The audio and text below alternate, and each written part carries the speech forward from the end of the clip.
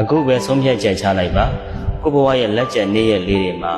ဘသူကိုမှမမုန်းပဲနဲ့ဘသူကိုမှအညှိုးအတေးအာဃာတတွေမထားပဲနဲ့ဘဝကိုအေးချမ်းစွာဖြတ်သန်းမယ်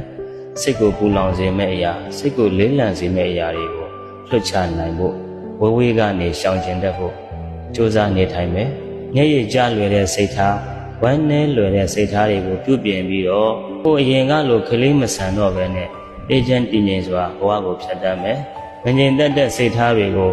အေးချမ်းတည်ငြိမ်စွာရှိဖို့လောကဓာတ်တရားတွေကိုအကောင်းဆုံးရင်ဆိုင်နိုင်ဖို့အတွက်တရားများများနာဖြစ်အောင်အချိန်ပိုပေးရမယ်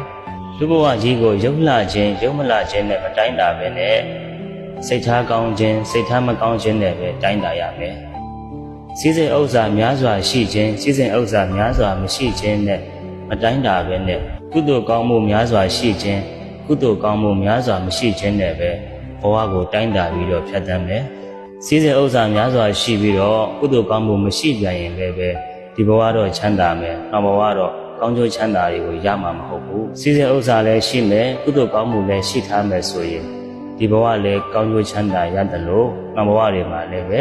အထက်တန်း